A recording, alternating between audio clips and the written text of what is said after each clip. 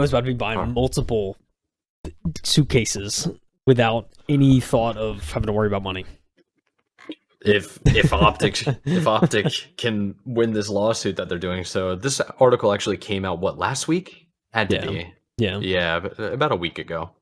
This is coming from Game Industry Biz. The writer is Brendan Sinclair.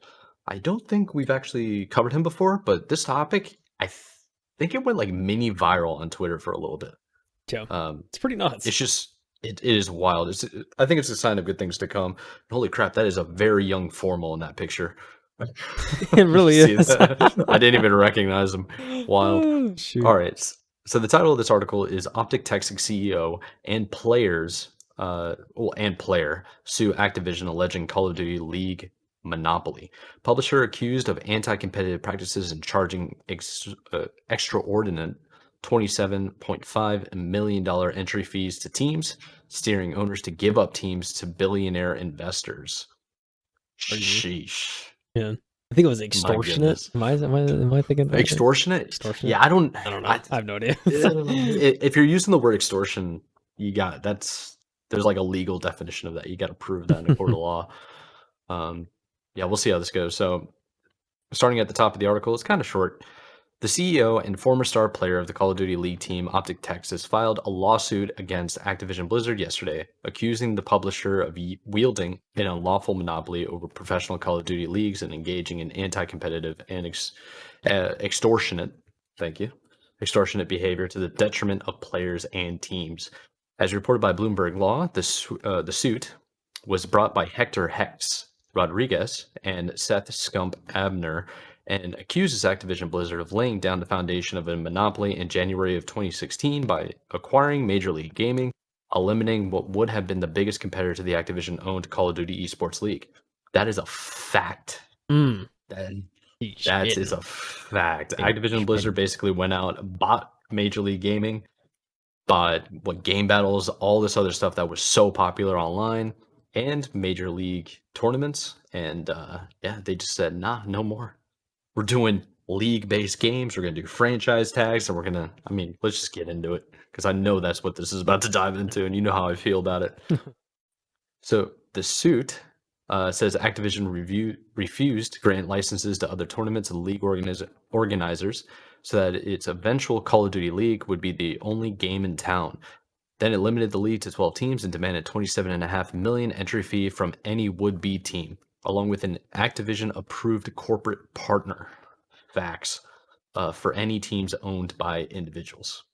That last term became an issue with Rodriguez when he tried to become an independent team owner in the late 2020 by buying Immortals Gaming Club's slot in the league.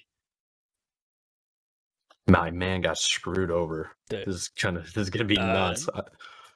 I feel so bad for Optic, and he at least got his team back, but this is obviously going to go down the history of what happened. So Activision told Rodriguez it would never allow him to own and operate a team on his own, the suit says. On a conference call, one Activision executive explicitly told Rodriguez that he was not the type of owner Activision wanted for the league. Activision made clear to Rodriguez that he would be required to partner with billionaire investors who looked like Activision's ideal or leave the professional Call of Duty market altogether. What? That is freaking wild, and it makes a ton of sense for what happened to Hex, dude. Wow. That's insane. Yikes, man. Yikes. Ain't no ways how they coming at Hex like that, dude. No way. Dude, the freaking gall to be an Activision Blizzard executive telling Hex he isn't the type of owner Activision Blizzard needs, when Activision in the background with Blizzard had sexual assault allegations going on, had terrible things like horrible harassment in the workplace, proven, by the way, in lawsuits. People lost their jobs. Dude, the freaking I don't even want to say it. I don't want to get too much into it, but that was insane. And then, of course, a year later, Microsoft's like, we can get a sale on this. And they just bought them out. Easy 69, Billy. Yeah, it's insane. All right. It's nuts out here, man. There's just so much. That's such like a loaded statement. I feel like of them just saying like, you don't look like the type of owner we want. Like, what do you say? I mean, at the time, I don't think Hex is really that old. He might be what, 35, 36. He's a young guy. Yeah. So it might just been like elitism because he's a gamer. Oh, he's 44. Okay, so he's a little bit older than I was expecting. Okay.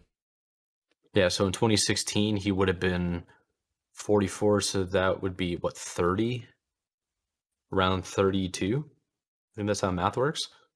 I mean, that's a young owner, but if it's like 2016? Nah, he'd be yeah, 30, 36? No, 36? Okay. 37. I don't like Minus doing 8, math on the right? fly, to be honest. Minus 8, yeah, Yeah, it's minus 8 because minus 8. 2016. So Yeah. I mean, that's just, I yeah, don't think it's an age wild. thing. And hopefully it's not like because of his race, too. That's why I'm saying like, is it loaded Eh, in that sense? Like, it just does not come off right at all. Like, no, it's just I don't like it. no, but I am 100% taking his side on this. Just Yeah, because without a of doubt. Activision being I mean, that, dude. like all the reputations that they have. I mean, yeah, and I mean, this is the thing, man. Like, Hex knows what he's doing, dude. Like, do they not understand the size of Optic and what they've done in the space that, like, it's Oh, just yeah. like, that is esports. Just nuts. I think the best thing about Optic, they started off as like a community driven, like they were just a community that created a YouTube channel that became successful, and then Trick they started shotting. branching. Yeah, trick shotting, like having fun, like Yeah. just doing cool stuff, and then they branched out to other games. It became successful in other games and other leagues on MLG. Like, they And were the then, first. I mean, we're talking about, like, especially old days Optic. That was like the first team to really, like, actually showed people that, like, if you're good at video games, you can make a career out of it. That's where, like, oh yeah, Nadeshot and Scumpy and, like, all these oh people were yeah, just launched to stardom. It's like, it's if you're yes, good and you make content and you are consistent about it and you get like brand deals and stuff like that, you can make a very, very good living out of this. yeah. Like another good example of an organization that did that very thing around the same exact time is FaZe. Yep. Say what you will about FaZe Clan, but they did the same thing. They always concentrated on content creation first and their localized community, and then they branched out to have an esports team. It's like that's the perfect way to do it. Yeah. If you're going to do an esports team, you have to have a content creation team. So to me, Optic has always been content creation. Yeah. And now they just win tournaments occasionally. That's Yeah. what it was for me. Yeah. But I've just been following them forever. It's that good media, man. It's like, it's crazy because like for me, it's like Nadeshot, like he was definitely more like content guy, and he was like, and he grew such a huge following just based off Yes. content. Like, he was a great player, but like content's where he shined. But then you got someone like Scumpy, who was like Scump was. We're talking about someone who's insanely, disgustingly good at the game, and he's Yes. also entertaining and makes good content. It's like That is so rare. yeah, exactly. So rare Which to is have. why I feel like he was like one of the reasons Optic rose to like just insane yeah. heights. I feel like was because like you just get someone like him. He's so unique and like just kind of like he's just so like special in that regard of being both good and actually playing Call of Duty and just being a good creator. So it's kind of wild. Yeah, I mean, and not just Call of Duty either. It's like Optic also had a stranglehold on the Halo market for a while too. Yeah. They were just going back and forth. It was like really, really interesting how that played off, and a lot of that had to do with Formal and Yeah. just a couple other like Halo content creators that noticed that like MLG and Halo weren't really working out anymore, so they moved over to Call of Duty, and then that became like the Call of Duty league also bursted from there, and it's just got bigger and bigger. So, but how about we get back into the article here? Let's do it. So the suit says the company of those investors, NV Gaming, demanded a 92.5% ownership share in Optic, leaving Rodriguez with the choice of relinquishing control of the team or undermining its value by dropping its Call of Duty team, which is, he would never do that. So what ended up happening in Heck's words, and I hope this article goes into it, but after he relinquished basically the controlling part of the team to NV Gaming, they subsequently started pushing Rodriguez out and like forced him out of making decisions. And eventually he just ended up having to leave. Yeah. Then he had a redemption arc, came back and took it back over, but that was years later, dude. Dude, I don't know if anyone, like, how many people would actually remember this, but like, and maybe this is just like a Mandela effect, and I just like make this up in my head. But I swear there was a period where Hex ended up signing with like I think it was like NRG, and he was going to be like like one of the leads on NRG. But then like that was very short lived, obviously. But like I swear, I feel like I remember him like making an announcement. Like I think it was like an announcement like NRG, like after the Optic stuff went down. I could be wrong, but I swear, like someone had to fact check me, but I swear I thought I remember seeing a post of him like he's joining NRG. I think it was NRG, and then like now, obviously, like Optic's where it is. Yeah, it just kind of didn't work. But I thought it was funny when I heard that announcement at the time. I was like, wait, what? Like he's going to NRG? It's crazy, crazy times. I don't remember that, to be honest. But I'll take your word for it. I want to say it was NRG. It was like a weird like org that you wouldn't expect. He was just like, oh, I'm joining this and leading everything here, and then, yeah.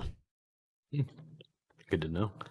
Okay, so continuing on, the suit also noted the league's competitive balance tax as a wage suppression technique, something the U.S. Department of Justice agreed with its sued Activision Blizzard, or went with it with as what? Wait, hold on. Something the U.S. Department of Justice agreed with as it sued Activision Blizzard last year over the issue. Am I saying that wrong? It just seems like whatever. I'm skipping that all. Yeah. Let's start over. The suit also noted that the league's competitive balance tax as a wage suppression technique and aggressive tactics used on players like Abner, who it says were pressured to agree to legal documents while at a photo shoot without being given time to review them or seek legal input, under threat, in quotes, under threat of being excluded from the Activision COD League absent immediate acquiescence. Wait, was it acquiescence? Acquiescence? This is crazy. Dude, what are we terms? doing? Like, what are we doing here? We're just like making them sign a contract. Like, here's a contract. Oh, by the way, you don't have enough time to read it. Just sign it, please.